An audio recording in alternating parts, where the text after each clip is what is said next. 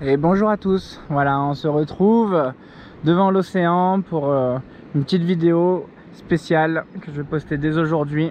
Donc on se retrouve présentement devant la Dame de Bourgenay. Voilà, on est au port de Bourgenay, vous reconnaissez peut-être, je vous avais déjà fait une vidéo ici. Et je vais vous refaire une vidéo très particulière comparée à ce qui va se passer peut-être ce soir. On va avoir une grosse dépression, voilà. Là actuellement vous voyez le mignon port de Bourgenay qui symbolise parfaitement le calme avant la tempête. Donc aujourd'hui il y a une grosse dépression qui nous arrive droit dessus et qui va stationner un petit peu autour de la Bretagne et en France. Et je m'en suis servi pour pouvoir monter jusqu'ici, puisque du Douai jusqu'à Bourgenay, une navigation que je n'ai pas filmée. Donc de Saint-Denis, du Douai à Bourgenay, c'est donc souvent quand on a le vent dominant est forcément nord-ouest, donc c'était tout au près, comme d'habitude quand vous voulez remonter vers la Bretagne, c'est toujours au près. Et j'ai profité justement de l'arrivée de cette dépression pour d'une monter avec des vents de portant, avant qu'elle arrive bien sûr, ça crée des vents de portant. J'avais du sud-ouest. Et en plus de ça, les dépressions ce sont des masses d'air chaudes comparées aux anticyclones qui sont des masses d'air froides. Donc du coup c'est plus agréable en cette période, vu que ok vous avez des nuages, vous pouvez avoir même un petit peu de pluie, etc., des grains, ce que vous voulez, mais au moins il n'y a pas ce froid glacial qui arrive en période justement. En ce moment ça se rafraîchit un petit peu, donc si vous partez en bel anticyclone, grand ciel bleu, etc., et ben vous allez vous cailler. Donc au lieu de me cailler à remonter au près, mais du coup j'ai préféré bien réfléchir à mon système et du coup monter au portant avec l'arrivée d'une dépression. Donc du coup la possibilité de naviguer avec un temps qui juste un pull ciré, ça le faisait largement, j'avais pas du tout froid.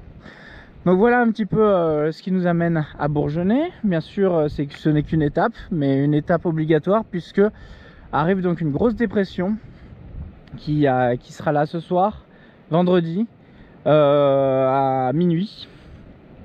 Donc dès qu'on sera vendredi, le vent va commencer à souffler et on va avoir un très gros passage pendant la nuit. Il y a des vents qui sont attendus au Morbihan, d'après les prévisions, parce que toutes les prévisions ne disent pas les mêmes choses. La dépression passe pas toujours au même endroit selon les prévisions, mais grosso modo dans l'ensemble global, la dépression, le plus gros de la dépression, ça sera surtout au niveau du Morbihan, où des vents de plus de 90 nœuds sont attendus. Donc 90 nœuds, je peux vous assurer que vous n'avez pas envie d'être là-bas. Donc pour cela j'ai préparé Saori. Ici il y a des vents qui sont attendus à plus de 50 nœuds, 60 nœuds, etc. Donc ça reste énorme. Mais je sais que le moment critique souvent c'est dans un port, c'est quand il y a environ 70 nœuds dehors. Quand il y a environ à partir de 70 nœuds dehors, c'est là où les mâts commencent à casser, c'est là où les génois commencent à se dérouler, c'est là où les taux commencent à s'envoler, c'est là où les bateaux commencent à se décrocher, c'est là où etc., les pontons, tout, j'ai tout vu, hein, des pontons qui cèdent, des taquets qui s'envolent, etc. Donc tout est possible. Et c'est pour ça que dans ces moments-là, il faut vraiment bien prévoir, bien anticiper, prévoir sa place de port, son port, etc. Bien calculer d'où vient le vent et tout et tout. Donc nous, on va avoir du vent qui sera complètement travers au port, d'accord. Il va venir en face et il va venir jusqu'à vous, d'accord. Ah, et que je continue à dire d'accord, il faut vraiment que j'arrête.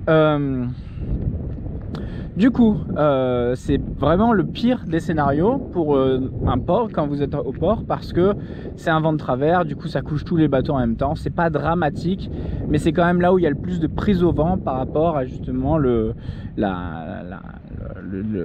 dessin d'un bateau. Si le vent venait de l'arrière ou de l'avant, et ça se profilerait beaucoup plus facilement que quand ça vient de travers, où là ça vient chasser tout le monde et que tout le monde vient se coucher en même temps et se redresser en même temps à chaque rafale. Donc c'est beaucoup plus impressionnant. Ça demande aussi beaucoup d'efforts sur les petits catways, donc les tout petits pontons qui sont de part et d'autre des bateaux. Et du coup, je voulais vous en profiter. Je vous ai déjà fait une vidéo précédemment sur comment préparer son bateau à une tempête. Et du coup, on va y retourner. On va le refaire encore une deuxième fois. Je viens de tout finir, enfin. Je suis arrivé tard dans la nuit, navigation de nuit, sous la pluie, etc. C'était quelque chose, une arrivée qui s'est très bien passée. Mais par contre, aujourd'hui, j'ai dormi 3 heures et du coup, j'ai dû m'atteler dès ce matin, puisqu'il faisait beau, à la préparation du bateau. Bonjour. Donc voilà, Saori est maintenant bien prête. Alors elle est à côté d'un poteau, donc du coup avantage, défaut. Avantage c'est que le ponton va moins bouger ici. Défaut c'est qu'il est pas loin quoi, donc il faut bien surveiller. J'ai mis un petit pare-batte de sécurité, il y en a déjà un là qui est ici. De toute façon il n'y a pas de raison vu le nombre d'amarres. Donc j'ai vraiment essayé de tout penser d'expérience par rapport à la dernière tempête qui s'était passée exactement l'année dernière, quasiment à la même période. Au moment où j'avais remis le bateau à l'eau, il y avait la tempête Amélie qui était arrivée et c'était pour moi la plus grosse tempête que j'ai connue à bord du bateau au port, je vous rassure. Et du coup pour cela j'avais eu pas mal d'expérience. La préparation que j'avais faite au préalable a permis de préserver le bateau comparé à tous les dégâts qui s'étaient passés dans le port. Et du coup de cela j'en ai bien analysé qu'est-ce qui était dangereux, à quoi il fallait faire attention, les petits détails, etc. Donc du coup je vais vous en parler. Je pense qu'en premier lieu on va parler des amarres.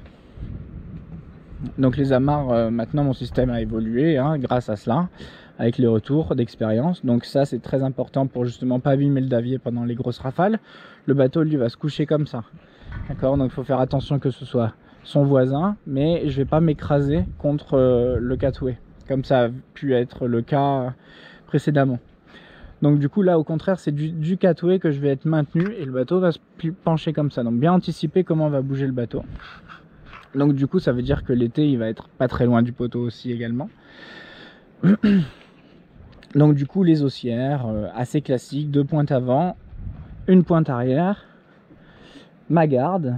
J'ai rajouté à cela une garde arrière, parce que souvent c'est on met qu'une garde avant, et j'ai doublé la garde avant. À peu près classique. Vous doublez la garde avant, une pointe avant, une pointe arrière, 2 pointes avant, une pointe arrière, une garde arrière. Et comme à mon habitude maintenant, elle est un petit peu plus souple, donc c'est pas elle qui recevra toute la tension. Mais si jamais j'ai un taquet qui lâche, j'ai le deuxième qui retiendra toujours l'endroit le plus important du bateau, c'est-à-dire là où le vent sera le plus effectif. Donc c'est-à-dire sur l'avant bâbord du bateau. Alors bien sûr les amarres qui traversent comme ça c'est vraiment un cas exceptionnel, c'est juste pour la nuit, c'est juste le temps pour justement me sécuriser sur plusieurs taquets. Vous voyez que j'en ai un là, un là, un là, un là, un là. Celui-là ne servira pas beaucoup, donc j'en ai 2, 3, 4 qui retiennent entièrement le bateau. Donc sur ces 4 taquets, à vous de répartir bien la puissance, bien la charge, pour justement avoir et bien n'hésitez pas à bien souquer les amarres, parce que il faut bien qu'il y ait pas mal de tension, que ça prenne pas du jeu petit à petit. Il y a de la souplesse des amarres, etc. Il faut tout prendre en compte, donc n'hésitez pas à bien souquer. Au niveau des pare-battes, assez classique, j'en ai mis à hauteur de l'histon de l'autre côté, je les ai mis ici.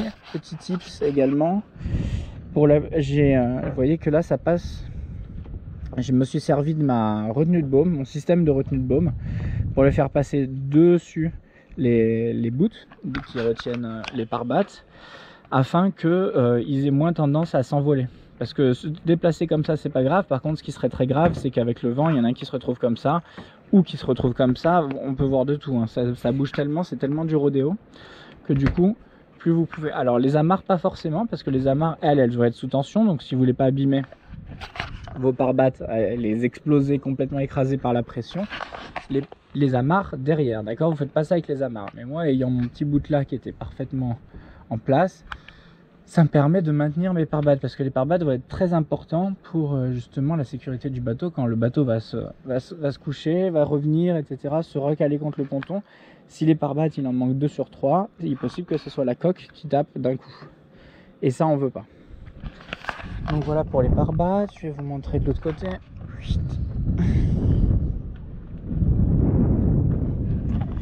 Voilà, de l'autre côté pareil, j'ai ma petite retenue de baume. Ouais, ma petite retenue de baume qui est ici, enfin mon système en tout cas, avec 2-3 pare-battes si jamais il y a décrochage ou si jamais vraiment je me décale de trop et que lui il se décale en même temps, etc., que ça chahute un peu trop, au moins moi j'ai des pare-battes. Et donc du coup après on va attacher la barre, bien sûr. Vous attachez la barre dans le sens des vagues, bien sûr, et essayez de pas trop mettre la barre à contre. Donc moi, le vent, des vagues, du vent, de tout, un peu des éléments qui vont se déchaîner. Donc les éléments vont venir comme ça. Donc on imagine le safran qui est dans l'eau, dans la continuité de la barre. Donc il est comme ça, vertical comme ça. Si je le mets comme ça risque de contrer et de tirer dans la barre. Donc il vaut mieux mettre la barre profilée toujours pour qu'il y ait le moins de retenue, c'est-à-dire que ce soit au niveau de l'aérodynamisme, de l'hydrodynamisme, au niveau de tout, il faut vraiment que le vent, surtout en particulier le vent, parce que dans l'eau il n'y aura pas grand chose, mais surtout au niveau du vent, il faut vraiment que ça puisse courir sur le bateau sans vraiment qu'il y ait de moments où ça s'arrête. Donc c'est pour ça que j'ai enlevé la grand voile, comme vous le voyez. Parce que la grand voile avec mon taux qui est à moitié explosé, même en saucissonnant tout ça, là il y a tellement de vent qui peut être annoncé, parce qu'on ne sait pas trop où la dépression sera. Donc ça se trouve, si nous on chope les 80 nœuds, ici ça sera la fin du monde, quoi. Donc c'est peu probable, mais même si c'est 60-70, ça sera déjà largement suffisant pour faire de gros dégâts. Donc c'est pour ça, voulant préserver ma voile qui est en bon état et qui est assez récente. Et pareil pour mon Genoa, je prends soin de mes voiles. Donc après avoir pris soin de la coque, du maintien de la coque, donc les amarres, bien réfléchir quand le bateau va se coucher, est-ce qu'il n'y a pas un autre bateau qui gêne à côté, est-ce qu'il n'y a pas justement le ponton. J'essaie de pas trop le reculer parce que je veux profiter de la dévente de celui-là, qui lui va bouffer énormément de vent pour moi. Entre celui-là et le taux d'ici, le vent il va filer au-dessus, il va passer direct chez les voisins, vous voyez. Mais c'est hyper important parce que quand il y a vraiment beaucoup de vent, vous pouvez pas vous rendre compte si vous l'avez pas vécu. Il faut vraiment le vivre. Mais chaque truc qui dépasse devient hyper important. Mais vraiment, chaque truc en trop est une prise au vent, fait du fardage supplémentaire et du coup ça penche plus le bateau, ça tire plus dans les amarres, etc., etc. Donc il faut vraiment mettre toutes les chances de notre côté. C'est une chose très importante, c'est-à-dire que tout ce que vous allez faire avant, ça sera fait, et tout ce que vous n'aurez pas fait avant, ça ne pourra pas être effectué. Puisque une fois que la tempête a commencé, vous ne pouvez même plus mettre le pied dehors, quoi. Il faut vraiment mettre le pied dehors si quelque chose est en train de s'arracher, de s'envoler, ou si vous sentez qu'il y a des dégâts. Vous pouvez bien sûr forcément sortir et aller raccrocher quelque chose qui aurait pu s'envoler. Mais à part ce cas extrême, qui peut vous mettre en danger, vaut mieux être cloîtré à l'intérieur et faire le dos rond en attendant que ça passe. Et de toute façon, vous verrez jamais un chat dehors, hein. Les gens sont cloîtrés chez eux, ils laissent leur bateau advienne que pourra et ils rentrent vite à l'intérieur s'abriter au chaud. Donc après, on va parler des voiles. Je vais commencer par la voile d'avant. La voile d'avant que j'ai pas voulu affaler. C'est souvent ça d'ailleurs qui se déroule le plus, c'est les Genoa. On voit des Genoa qui commencent à se déventer en haut et puis après ça ne s'arrête plus. Alors bon, moi il est en assez bon état, donc il est neuf, donc du coup je veux le préserver, mais techniquement il est assez rigide, donc ça devrait le faire. J'ai bien sûr rajouté un boot le plus haut possible que je pouvais atteindre pour justement faire en sorte qu'il ne se déroule pas d'ici. D'accord, donc bien le maintenir et c'est tout. Donc bien penser à ferler ou saucissonner, appelez ça comme vous voulez, mais il faut bien penser à bien maintenir votre Genoa pour surtout pas qu'il se déroule pendant la manœuvre, parce que sinon vous allez avoir un Genoa qui va se dérouler complètement et une énorme prise au vent, ça flappe toute la nuit, ça tire dans le mât, etc. C'est l'horreur et ça se déchire forcément, si c'est pas pire. Au niveau de la voile, donc la grande voile, vous voyez que je l'ai complètement enlevé, j'ai enlevé toute la voile, ça m'a pris 10 minutes grand max. Franchement c'était assez rapide, donc vous voyez que c'est pas bien compliqué. De toute façon elle est affalée, elle est déjà toute prête à sortir, il suffit juste d'enlever tous les ris, l'empointure, etc., de bien faire des nœuds pour pas que pour pas que ça file à l'intérieur. Et puis après vous la sortez, vous sortez tous les coulisseaux par là, là. Une fois que tous les coulisseaux sont sortis, hop, vous n'avez plus qu'à sortir du rail le taux avec la GV, tout vient en même temps. Donc c'est assez simple. La GV est donc dans le bateau avec le taux autour. Après, hop,